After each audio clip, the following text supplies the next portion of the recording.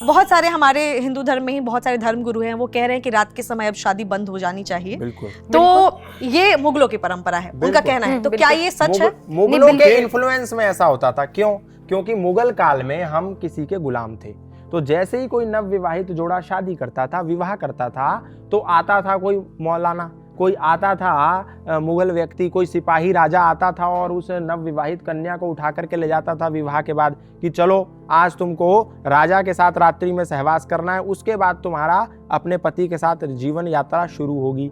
तो जब सनातन धर्मी इससे बहुत आहत हो गए, इससे बहुत परेशान हो गए, इससे वो त्रस्त हो गए, तो उन्होंने कहा अब क्या करें, हमारे पास कोई चारा नहीं है, कोई ऑप्शन नहीं है, कोई विकल्प नहीं है। तो सनातन धर्मियों ने क्या करा, रात के गुपचुप अंधेरे में अपने विवाह संस्कार को संपन्न करना प्रारंभ किया, ताकि कोई भी आतंकवादी विचारधारा वाला मुगल को ये पता ना चल पाए और किसी भी नवविवाहिता महिला की जो इज्जत है, जो सम्मान है, वो धूमिल ना हो, वो भंग ना हो। इसीलिए सनातन धर्मी लोग उस काल में रात के गुपचुप अंधेरे में चुपचाप विवाह कर लेते थे।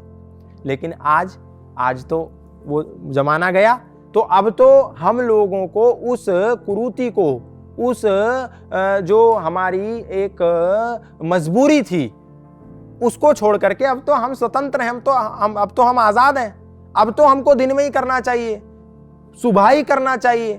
क्यों? क्योंकि आप 16 संस्कार देखो, अंत्येष्टि संस्कार भी सूर्यास्त होने के बाद करने का विधान नहीं है।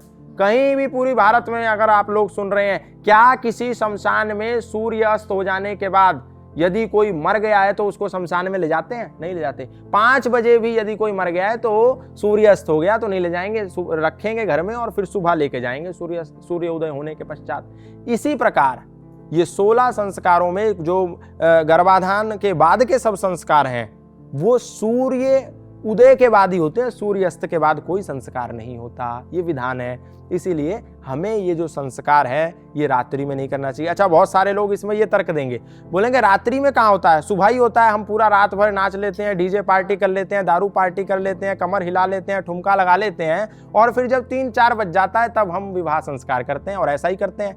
लेकिन वो क्या हुआ, आपने 12 बजे से पहले सुबह से होना तैयार प्रारंभ किया, और फिर रात्रि हो गई, फिर नाच लिया, गा लिया, दारू पी ली, सब कुछ कर लिया, यासी कर ली, ऐश मार ली, मौज मार ली। उसके बाद जब थक गए, हार गए, तो 4 बजे जाकर के पंडित जी के पास बैठे। नहाए तो नहीं है आप? ओ कल नहाए थे आप, आज कहाँ नहाए हैं? नहाए नहीं आप। और फिर उसके बाद पंडित जी को कह रहे हैं जल्दी जल्दी कर दीजिए, जल्दी जल्दी कर दीजिए, समय हमारे पास कम है। जो 4-5 घंटे का विवाह संस्कार है, जो मुख्य संस्कार है, उसमें कंजूसी कर जाते हैं। बोलते पंडित जी फटाफट मंत्र पढ़ो और हमारी शादी कर दो। और फिर पंडित जी भी फटाफट कर देते हैं, और फिर 1 साल के बाद गृह कलेश होना प्रारंभ हो जाता है, शादी टूट जाती है, उनका तलाक हो जाता है, उनका डाइवोर्स हो जाता है।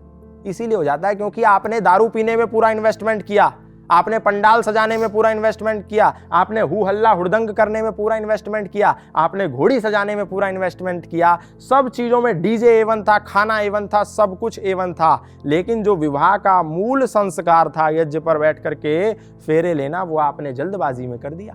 और फिर इसके बाद यही नहीं रुकते, डीजे में पूरा इन्वेस्ट कर देंगे कई लाख रुपया, शादी में पूरा सजावट में इन्वेस्ट कर देंगे, हल्दी करेंगे, मेहंदी करेंगे, प्री वेडिंग करेंगे, पोस्ट वेडिंग करेंगे, सगाई करेंगे, रोका करेंगे, सब करेंगे, खूब पैसा खर्च करेंगे। और जब पंडित जी को दक्षिणा देने की बारी आएगी, बोले पंडित जी दक्षिणा थोड़ी ज्यादा है, 1100 में कर दो, 2100 में कर दो। धर्म कैसे बचेगा?